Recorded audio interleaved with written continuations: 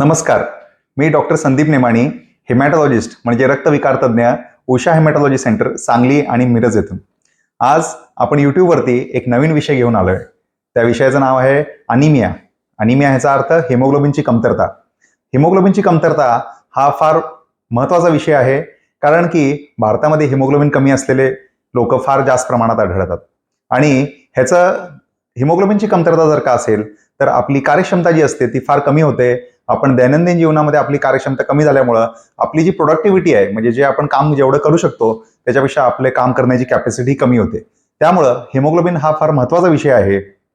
आणि जर का आपण पाहिलं की 15 ते 50 या वयोगटामध्ये जर का आपण रिसर्च केला तर आपल्याला असं आढळेल की भारतामध्ये 50% स्त्रियांचं हिमोग्लोबिन हे कमी असतं.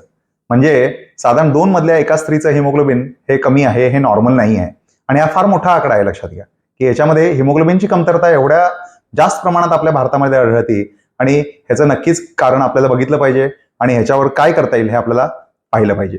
आता हिमोग्लोबिन आपण जेव्हा म्हणतो तेव्हा हिमोग्लोबिन किती असलं पाहिजे, म्हणजे किती हिमोग्लोबिनला आपण कमी असं म्हणणार. तर आपण जर का बघितलं तर पुरुषांमध्ये हिमोग्लोबिन जर का 13 पेक्षा कमी असेल तर त्याला अनिमिया असं म्हणतो आपण. म्हणजे 13 पेक्षा जास्त असेल तर हिमोग्लोबिन नॉर्मल असं म्हटलं जातं. जर का स्त्रियांमध्ये हिमोग्लोबिन 12 पेक्षा कमी असेल तर आपण त्यांना अनिमिक असं म्हणतो, म्हणजे हिमोग्लोबिनची कमतरता असं म्हणतो. आणि गर्भवती स्त्रियांमध्ये म्हणजे प्रेग्नंट स्त्रियांमध्ये जर का हिमोग्लोबिन 11 पेक्षा कमी असेल तर त्यांना अनिमिक असं म्हटलं जातं.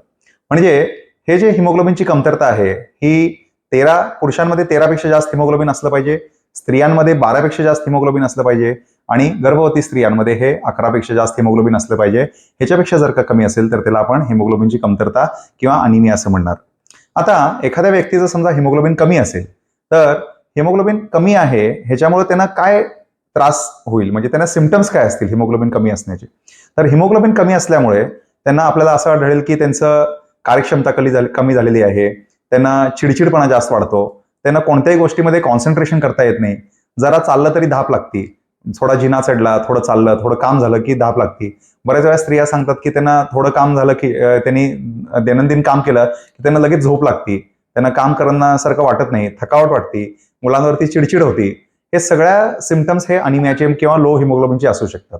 म्हणून आपण आपली कॅपॅसिटी बघायची आणि आपल्या कॅपॅसिटीपेक्षा आपल्याला वाटत असेल की आपलं काम कमी होतंय किंवा आपल्याला थकवा लवकर जाणवतो, आपल्याला झोप फार येते, आपण एखाद्या कामामध्ये अभ्यासांमध्ये जर का कॉन्सन्ट्रेशन करू शकत नसेल तर एखाद्या वेळेस आपलं हिमोग्लोबिन कमी असू शकतं. ह्याची आपल्याला दखल घेतली पाहिजे. आपल्याला चक्कर येऊ शकते. बऱ्याच वेळा आपण बघतो शाळेतल्या मुली वगैरे चक्कर येऊन उन्हामध्ये पडतात, तर त्यांचं हिमोग्लोबिन नक्की चेक करून घेतलं पाहिजे. आणि जर का हिमोग्लोबिन कमी असेल तर त्यांची योग्य ट्रीटमेंट घेतली पाहिजे. आता आपण जर का बघितलं तर हिमोग्लोबिनची कमतरता होण्यामागं कारण काय आहे हे आपल्याला बघितलं पाहिजे. म्हणजे हिमोग्लोबिन कमी कशामुळे होऊ शकतो. तर पहिला आपल्याला माहित पाहिजे की हिमोग्लोबिन उत्पत्ती कुठून होती. तर हिमोग्लोबिनची जी उत्पत्ती आहे ती आपल्या हाडाच्या पोकळ जागेमधनं होत असते. जसं आपण जर का बघितलं की नदी जी आहे ती डोंगरामधून येते, त्याप्रमाणे कुठून तरी रक्त जे आहे ते कुठून तरी बाहेर पडलं पाहिजे. आणि रक्त तयार व्हायचा जो स्थान आहे तो म्हणजे आपली हाडं आहेत. आपल्या हाडाच्या पोकळ जागेला बोन मॅरो असं म्हणतात. बोन मॅरो ह्याचा अर्थ आपली हाडं वरून घट्ट असतात पण आतून मऊ स्पेस असती, जागा असती, त्या मऊ जागेला बोन मॅरो असं म्हटलं जातं. आणि या बोन मॅरो मधून हिमोग्लोबिन तयार होतं. हिमोग्लोबिन तयार झाल्यानंतर किंवा सर्व पेशी, रक्त, सर्व काही हाडाच्या पोकळ जागेमधनं तयार होतं आणि ते तयार झालेलं रक्त हे रक्तामध्ये सोडलं जातं. आता ही गोष्ट मी तुम्हाला एका कार्टूनवरनं सांगण्याचा प्रयत्न करीन. तर जर का समजा हिमोग्लोबिन म्हणजे चित्राकडे बघा की ह्याच्यामध्ये हिमोग्लोबिन म्हणजे लाल हे जी फळं दिसत आहेत ही सगळी हिमोग्लोबिनची पेशी म्हणजे लाल पेशी आहेत. हे जे भांडं दिसते तुम्हाला ते म्हणजे रक्त आहे, रक्तात असलेल्या लाल पेशी. जे झाड दिसतंय ते म्हणजे बोन मॅरो, म्हणजे हाडाच्या आतली पोकळ जागा ज्या ठिकाणी फळं तयार होतात, म्हणजे त्या ठिकाणी हिमोग्लोबिन तयार होते. आणि जो खाणारा मनुष्य आहे ते म्हणजे नष्ट पावणे किंवा हिमोग्लोबिनचं नाश होणे किंवा हिमोग्लोबिन कमी होणे किंवा लॉस होणे त्याचं. आता दुसरं चित्र बघा त्यामध्ये की हिमोग्लोबिन कमी आहे. पहिल्या चित्रामध्ये फळं भरपूर आहेत म्हणजे हिमोग्लोबिन व्यवस्थित आहे. दुसऱ्या चित्रामध्ये जर का बघितलं तर हिमोग्लोबिन कमी आहे. तर का कमी आहे? कारण की झाडाला फळं कमी लागतात, म्हणजे हाडामध्ये उत्पत्ती रक्ताची कमी होती, त्यामुळे हिमोग्लोबिन कमी आहे. आणि तिसऱ्या चित्राकडे बघा तर त्यामध्ये तुम्हाला असं दिसेल की हिमोग्लोबिन तर कमी आहे पण उत्पत्ती व्यवस्थित आहे आणि लॉसेस हे वाढलेले आहेत, म्हणजे खाणारी माणसंही वाढलेली आहेत. म्हणजे 2 प्रकारे हिमोग्लोबिन कमी होऊ शकतो. एक प्रकार म्हणजे हिमोग्लोबिनची उत्पत्ती जर का हाडामध्ये कमी होत असेल तर, आणि दुसरं म्हणजे हिमोग्लोबिन उत्पत्ती व्यवस्थित होती मात्र हिमोग्लोबिनचा लॉस वाढला असेल तर. आता उत्पत्ती कमी होण्यामागे बरीच कारण आहेत. म्हणजे कुठल्या विटामिनची, आयर्नची कमतरता झाली तर हिमोग्लोबिन कमी होऊ शकतं, उत्पत्ती कमी होऊ शकते. नंतर अप्लास्टिक अनिमिया म्हणून एक आजार असतो ज्याच्यामध्ये हिमोग्लोबिनची उत्पत्तीच हाडामधून होत नाही आणि हाड वाळून गेलं असतं तर हिमोग्लोबिन कमी होऊ शकतं. त्याचप्रमाणे काही ब्लड कॅन्सर किंवा रक्ताचे काही मोठे आजार असतात त्याच्यामध्ये सुद्धा हिमोग्लोबिनची कमतरता होऊ शकते आणि हाडामध्ये त्यांना उत्पत्ती होत नसते रक्ताची. अशा सर्व आजारांना जर का सोडलं तर दुसरा जो प्रमुख कारण आहे तो म्हणजे हिमोग्लोबिनची कमतरता होण्यामागं म्हणजे इन्क्रीज लॉसेस, म्हणजे हिमोग्लोबिन कमी होण्यामध्ये कारणीभूत असतं एक्सेस लॉस बॉडीमधनं. म्हणजे पाळीतून रक्तस्राव जादा होत असेल तर स्त्रियांना किंवा कोणाला मूळ व्याधीचा त्रास असेल त्यांच्यामध्ये रक्तस्राव होऊन हिमोग्लोबिन कमी होऊ शकतं. नंतर कोणाला न कळत संडासातून रक्तस्राव होत असेल, स्टूलमधून रक्त जात असेल आणि ज्याच्यामुळे त्याला आपण स्टूल ऑकल्ड ब्लड असं म्हणतो आणि काळी संडास होत असेल तर ह्याच्यामुळे सुद्धा हिमोग्लोबिन कमी होऊ शकतं वारंवार रक्तस्राव झाल्यामुळे. तर रक्तस्रावाची कारणं फार महत्वाची आहेत. ह्याचं एक उदाहरण मी नेहमी सांगत असतो की समजा आपल्या घराच्या वरती पाण्याची टाकी असेल आणि त्या पाण्याच्या टाकीमध्ये पाणी भरलं आणि घरामध्ये नळ उघडा सोडला तर काय होणार, तर टाकी रिकामी होईल. पुन्हा तुम्ही टाकीत पाणी भरलं आणि पुन्हा नळ उघडा सोडला, पुन्हा टाकी रिकामी होईल. तर हे कारण असं आहे की जसं कोणाला जास्त रक्तस्राव होत असेल, कोणाला मूळव्याध असेल, कोणाला पाळीमधून जास्त रक्तस्राव जात असेल तर तुम्ही किती रक्तवाढीची औषधं दिलं, किती चांगलं जेवण केलं, किती चांगले राहिला, पण लिकेज जर का थांबवलं नाही तर मात्र रक्त हे वाढणार नाही किती औषधं जरी घेतली तरी. त्यामुळं रक्ताचं लिकेज कुठं आपल्याला शरीरामध्ये होते का ते ओळखणं गरजेचं आहे आणि ते एक प्रमुख कारण असू शकतं वारंवार हिमोग्लोबिन कमी होण्याचं. तर ह्याच्या पुढे सांगायचं झालं तर आता कारणं काय आहेत हिमोग्लोबिन कमी व्हायची, तर जसं मी सांगितलं उत्पत्तीची कारणं असू शकतात, लॉस होण्याची कारणं असू शकतात, बरीच कारणं असू शकतात की ज्याच्यामुळे आपलं हिमोग्लोबिन कमी होतं. म्हणजे जवळजवळ मी सांगेन 100-150 कारणं असतील ज्याच्यामुळे हिमोग्लोबिन कमी होतो. पण आज आपण इथं चर्चेला आलो आहे ते प्रमुख 2 कारणं ज्याच्यामुळे हिमोग्लोबिनची कमतरता होती. तर पहिलं कारण जर का म्हटलं तर ते म्हणजे iron deficiency anaemia. Iron deficiency anaemia ह्याचा अर्थ लोहाची कमतरता. लोह हा जो घटक आहे आयरन, ते आयरनची जर का शरीरामध्ये कमतरता झाली तर हिमोग्लोबिनची कमतरता होऊ शकते. आणि दुसरं म्हणजे मेगालोब्लास्टिक अनिमिया. मेगालोब्लास्टिक अनिमिया जी आहे आजार ते होतं विटामिन B12 म्हणजे B12 विटामिनच्या कमतरतेमुळं किंवा फोलिक ऍसिड नावाच्या विटामिनच्या कमतरतेमुळं मेगालोब्लास्टिक अनिमिया होऊ शकतो. म्हणजे हे 2 विटामिन फार महत्वाचे आहेत हिमोग्लोबिन तयार होण्याकरता आणि लोह फार अत्यंत गरजेचं आहे हिमोग्लोबिन तयार होण्याकरता. आणि लोह जर का कमी असेल तर आयरन डिफिशियन्सी अनिमिया हा आजार आपल्याला होऊ शकतो. 80% रक्त कमी असलेले पेशंट जे असतात, रुग्ण जे असतात त्यांच्यामध्ये आयदर लोहची कमतरता असते किंवा ह्या विटामिन्सची कमतरता असते. मोठे जे आजार आहेत जसं मी तुम्हाला सांगितलं aplastic anaemia, blood cancer, thalassaemia हे उरलेल्या 20% बसतात. म्हणजे जर का आपल्याला ह्या 2 आजारांबद्दल माहिती व्यवस्थित कळाली तर आपल्यामध्ये असलेला जो 50% जसं मी सांगितलं स्त्रियांमध्ये हिमोग्लोबिनची कमतरता आहे ते बहुतांश स्त्रिया या 2 आजारांमध्येच बसतात आणि त्यामुळे ह्यांच्याबद्दल तुम्हाला थोडी माहिती असणं अत्यंत गरजेचं आहे. आता आयरन डिफिशियन्सी अनिमियाबद्दल म्हणायचं झालं तर तुम्ही जर का बघितलं की भारतामध्ये जसं मी सांगितलं की 50% स्त्रियांमध्ये हिमोग्लोबिनची कमतरता आढळते. पण तेच आपण पाश्चिमात्य देशांमध्ये बघितलं तर फक्त 10 ते 11% स्त्रियांमध्ये हिमोग्लोबिनची कमतरता आढळते. तर असं का असावं की स्त्रिया तर इथंही आहेत, स्त्रिया वेस्टर्न कंट्रीजमध्ये आहे, तर भारतामध्ये असं काय आहे की ज्याच्यामुळे हिमोग्लोबिनची कमतरता आपल्या स्त्रियांमध्ये जास्त आढळते कम्पेअर टू पाश्चिमात्य देशांमध्ये. म्हणजे काहीतरी मेडिकल कारणापेक्षा सोशल सामाजिक कारण असलं पाहिजे या हिमोग्लोबिनच्या कमतरतेमुळे.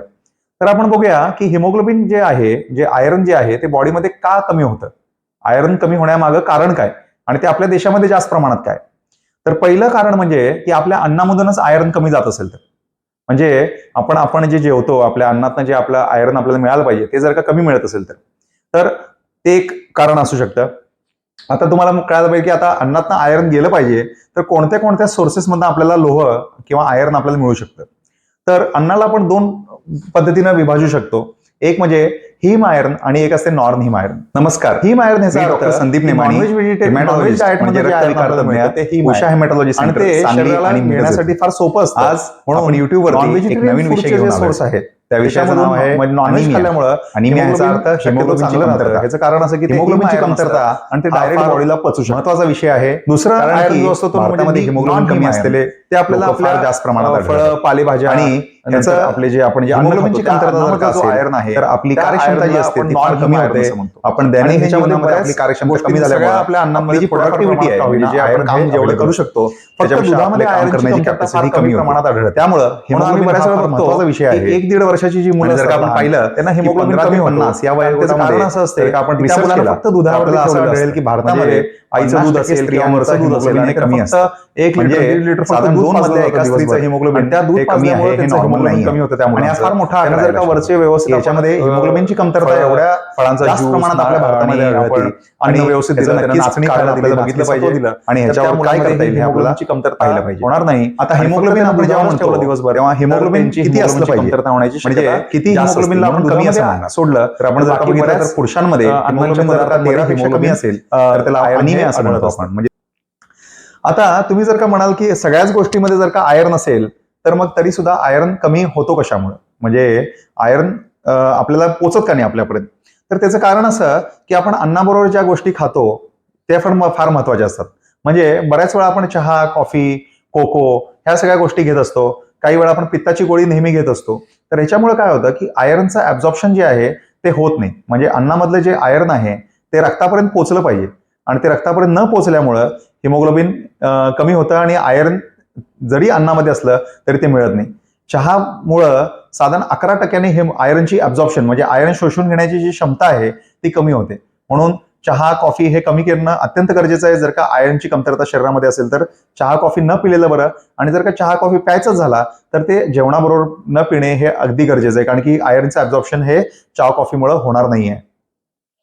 त्याचबरोबर जर का आपण पुढचं कारण बघितलं तर ते म्हणजे जंतांचं इन्फेक्शन म्हणजे लहान मुलांमध्ये जेव्हा जंताचे इन्फेक्शन होतात त्याच्यामुळे त्यांच्या आतड्यातून आयर्नचं ऍब्झॉर्प्शनही होत नाही आणि आयर्नचं लॉस देखील होतं. त्यामुळे त्यांना वारंवार दर 6 महिन्याला का होईना त्यांना जंताची गोळी घेणं अत्यंत गरजेचं असतं. त्याच्यानंतर पुढचं प्रमुख कारण जसं मी सांगितलं की ब्लड लॉस आणि हेवी ब्लड लॉस जर का होत असेल जर का पाळीमधून रक्तस्राव जादा जात असेल मूळव्याधीचा त्रास असेल तरी सुद्धा लिकेजमुळे आपल्या शरीरातलं आयर्न हे कमी होणार आहे. त्यामुळं ब्लड लॉस बघणं म्हणजे आपल्याला लक्ष ठेवणं की आपली पाळी जास्त आहे का आपली मूळव्याधीचा त्रास आहे का संडास आपली काळी होती का आपल्याला इतर कुठून रक्तस्राव आहे का जर रक्तस्राव वारंवार होत असेल जादा प्रमाणात तर हिमोग्लोबिन हे डेफिनेटली कमी होणार आहे. तर ह्याच्यामध्ये आपल्याला हे लक्षात आलं पाहिजे की आपली जी मासिक पाळी आहे ती कशी असली पाहिजे आणि मासिक पाळी जर का जास्त असेल तर डेफिनेटली स्त्रियांचं हिमोग्लोबिन हे कमी असणार आहे. तर मासिक पाळी ही जी आहे ती शक्यतो 4 ते 5 दिवसाची ब्लिडिंग असते. त्याच्यामध्ये एका दिवसापेक्षा जास्त 2 पॅडपेक्षा जास्त लागले नाही पाहिजेत. रक्ताच्या गुठळ्या एका दिवसापेक्षा जास्त पडल्या नाही पाहिजेत आणि साधारणपणे 28 दिवसामध्ये एकदाच पाळी आली पाहिजे 2-3 वेळा पाळी नाही यायला पाहिजे. तर हे सगळ्या ज्या गोष्टी आहेत ह्या फार महत्वाच्या आहेत की पाळी कशी असली पाहिजे ती. पुढचं प्रमुख कारण आहे की रिकरंट चाइल्ड बर्थ म्हणजे वारंवार जर का मुलं घेतली वारंवार जर का प्रेग्नन्सी झाली तरी सुद्धा हिमोग्लोबिन त्या स्त्रियांचं कमी होऊ शकतं आणि हेच कारण आहे भारतामध्ये हिमोग्लोबिनची कमतरता स्त्रियांमध्ये जास्त आढळते कम्पेअर्ड टू वेस्टर्न कंट्रीजमध्ये. तर तुम्ही जर का बघितलं की एका प्रेग्नन्सीमध्ये त्या बाळाचा विकास होण्याकरता आईकडून साधारण 1000 मिलीग्राम आयर्न इतकं एक्स्ट्रा आयर्न आईला लागतं आणि त्या बाळाला पुरवायला लागतं. आता ह्याच्यामध्ये महत्वाची गोष्ट अशी की बाळाला आयर्न जे वाढमध्ये घेणार आहे ते घेणारच आहे आणि आईकडचं जे आयर्न आहे आणि आई ऑलरेडी जर का समजा आयर्न कमतरता असेल शरीरामध्ये पण ते बाळाच्या विकासामध्ये ते आयर्न खर्च केला जातो आणि आईचं हिमोग्लोबिन अजून कमी कमी कमी होत जातं. त्यामुळे ही फार महत्वाची गोष्ट आहे की 2 प्रेग्नन्सीमध्ये अंतर ठेवणं अत्यंत गरजेचं आहे. किमान एक 3-4 वर्षाचा अंतर ते 2 प्रेग्नन्सीमध्ये असला पाहिजे. त्या 3 वर्षाच्या कालावधीमध्ये ती 1000 मिलीग्राम आयर्नची जी कमतरता त्या प्रेग्नन्सीमुळे झालेली आहे ती भरून काढली जाते आणि त्यामुळे 2 प्रेग्नन्सीमध्ये अंतर असणं गरजेचं आहे ज्याच्यामुळे की आयर्नची कमतरता त्या स्त्रियांमध्ये होणार नाही. आता ह्या विषयानंतर आपण बघूया की विटामिन B12 आणि फोलिक ऍसिड हे जे विटामिन्स आहेत ह्यांची आपल्याला कसं मिळू शकतात. तर विटामिन B12 हे जे विटामिन आहे ते युजली कोणत्याही शाकाहारी पदार्थामध्ये म्हणजे पाल्यापासून जे आपण अन्न मिळतं आपल्याला त्याच्यामधून आपल्याला B12 विटामिन मिळत नाही. B12 चे विटामिन जे आहे ते फक्त आणि फक्त ॲनिमल सोर्स म्हणजे जे नॉन व्हेजिटेरियन फूड म्हणा किंवा दुधाचे पदार्थ म्हणा ह्याच्यातूनच आपल्याला B12 विटामिन हा मिळतो आणि कोणताही व्हेजिटेरियन सोर्स नाही आहे त्याच्यामध्ये आपल्याला विटामिन B12 मिळू शकतो. स्प्राउट्स जे असतात म्हणजे कडधान्य जे आपण उगवून खातो त्यांच्यामध्ये थोड्याफार प्रमाणात आपल्याला विटामिन B12 मिळू शकतो परंतु बाकी कोणत्याही व्हेजिटेरियन सोर्समध्ये शक्यतो विटामिन B12 आपल्याला मिळत नाही. हा पण दुधामध्ये चीजमध्ये बटरमध्ये ह्याच्यामध्ये विटामिन B12 थोड्याफार प्रमाणात आढळतो आणि विटामिन B12 म्हणून शक्यतो डेफिशियन्सी ही शक्यतो शाकाहारी लोकांमध्ये जास्त आढळते. आता फोलिक ऍसिड सुद्धा फार महत्वाचा विटामिन आहे ज्याच्यामध्ये की आपल्याला हिमोग्लोबिन वाढवण्याकरता फार गरजेचा विटामिन आहे हा आणि ह्याच्यामध्ये प्रेग्नंट स्त्रियांमध्ये खास करून फोलिक ऍसिडची सप्लिमेंटेशन फोलिक ऍसिड देणं फार गरजेचं असतं कारण की फोलिक ऍसिड जर का कमी असेल गरोदर स्त्रियांमध्ये तर त्यांच्यामुळं फोलिक ऍसिडच्या कमतरतेमुळं बाळाचा जो मेंदूचा विकास आहे तो कमी होऊ शकतो आणि त्यांना न्यूरल ट्यूब डिफेक्ट्स नावाचे आजार होण्याची शक्यता असते. त्यामुळे फोलिक ऍसिड हे फार महत्वाचा घटक आहे जो की प्रेग्नन्सीमध्ये महत्वाचा आहे आणि त्याचबरोबर नॉर्मल लोकांना सुद्धा फोलिक ऍसिड मिळाला पाहिजे. आता फोलिक ऍसिड जे आहे ते सर्व व्हेजिटेरियन आणि नॉन व्हेजिटेरियन फूडमध्ये आपल्याला सापडतं. फोलिक ऍसिड आपल्याला सगळ्या पालेभाज्यांमध्ये सापडतं, सगळ्या फ्रुट्समध्ये सापडतं. फोलिक ऍसिड हे नॅचरली आढळणाऱ्या सर्व खाद्यपदार्थांमध्ये फोलिक ऍसिड हा मिळत असतो. पण फोलिक ऍसिड जो आहे तो जर आपण अन्नाला जास्त कुक केलं म्हणजे ओव्हर कुकिंग जर का केलं तर फोलिक ऍसिड हा त्यातला उडून जातो आणि त्या अन्नामधनं आपल्याला फोलिक ऍसिडचे बेनिफिट्स मिळत नाहीत. त्यामुळं कच्च्या गोष्टी खाणं फार गरजेचे आहेत. कच्चे सॅलड्स असतील, फळं असतील आणि ते जर का आपण खात राहिलो तर आपल्याला फोलिक ऍसिडची कमतरता होणार नाही. आणि ते जास्त अल्कोहोल इंटेक जास्त करतात म्हणजे ज्यांना मदिरापान जास्त करतात त्या लोकांना सुद्धा फोलिक ऍसिडची कमतरता ही आढळून येते. त्यामुळं असे व्यसन करू नयेत. चहा कॉफी असेल किंवा अल्कोहोल असेल ह्यांचं व्यसन आपण टाळलं पाहिजे. हिमोग्लोबिन जर आपल्या शरीरामध्ये चांगलं ठेवायचं असेल तर. आणि फोलिक ऍसिड साठी आपल्याला कच्चं अन्न जादा प्रमाणात खाल्लं पाहिजे, जसं की फळं असतील किंवा आपले सॅलड्स असतील हे आपण खाण्याचा प्रयत्न करावा जेणेकरून फोलिक ऍसिड आपल्याला चांगल्या मात्रेमध्ये मिळत राहील. आणि फोलिक ऍसिड जसं मी सांगितलं की प्रत्येक अन्नामध्ये ड्रायफ्रुट्स असतील किंवा फळं असतील सगळ्यांमध्ये आपल्याला फोलिक ऍसिड हे आढळतं. तर आता आपल्या शेवटच्या भागाकडे येऊया आजच्या ह्या प्रोग्राममध्ये. तर ह्याच्यामध्ये आपण हे लक्षात ठेवा की हिमोग्लोबिनची कमतरता हे फार महत्वाचा विषय आहे. हिमोग्लोबिनची कमतरता ही सामाजिक प्रॉब्लेम आहे आणि हे लक्षात घेतलं पाहिजे की आपल्याला हिमोग्लोबिन आपल्या सर्व स्त्रियांचं आपल्या भारतामध्ये हे चांगलं वाढलं पाहिजे. ब्लिडिंगची कारणं असतील तर ती थांबवली पाहिजेत. त्यानंतर हिमोग्लोबिन प्रमुख जसं मी सांगितलं आयर्नची कमतरता, फोलिक ऍसिड विटामिनची कमतरता आणि विटामिन B12च्या कमतरतेमुळे होऊ शकतो. स्त्रियांमध्ये हिमोग्लोबिनची कमतरता होणं हे फार कॉमन आहे आणि आपण जर कारणं सगळी बघितली की कशामुळे हिमोग्लोबिन हे कमी होऊ शकतं तर हे कारणांचा रोकथाम करणं अत्यंत गरजेचं आहे. जर का ब्लिडिंगचा प्रॉब्लेम असेल तर ब्लिडिंग थांबवणं अत्यंत गरजेचं आहे. ब्लिडिंग जर का होत राहिलं तर हिमोग्लोबिन हे आपण कितीही प्रयत्न केला तरी ते हिमोग्लोबिन हे वाढून राहणार नाही आणि वारंवार कमी होत राहील. एक लक्षात ठेवा फोलिक ऍसिड डिफिशियन्सी फार कॉमन आहे. जरी फोलिक ऍसिड हे सर्व अन्नामध्ये मिळत असलं तरी सुद्धा.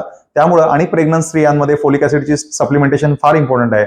म्हणजे प्रेग्नन्सी प्लॅन करण्याच्या आधीपासून फोलिक ऍसिडची जर का गोळी चालू केली तर ते फार उपयोगी असू शकते आणि बाळामध्ये होणारे न्यूरल डेव्हलपमेंट जे आहे म्हणजे मेंदूचा आणि आपल्या स्पायनल कॉर्डचा डेव्हलपमेंट आहे तो फार चांगल्या पद्धतीनं बाळाचा होऊ शकतो. तर एवढंच मला सांगायचं होतं आजच्या टॉपिकमध्ये.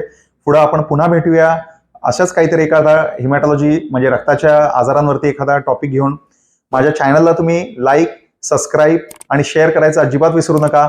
असेच चांगले चांगले व्हिडिओज घेऊन आपण नक्की येणार आहे. आपण पुन्हा भेटणार आहे आणि डेफिनेटली मी प्रयत्न करेन की तुम्हाला चांगल्या चांगल्या गोष्टी सांगण्याचा आणि तुमच्या दैनंदिन जीवनामध्ये बदल घडवण्याचा मी प्रयत्न करेन. धन्यवाद.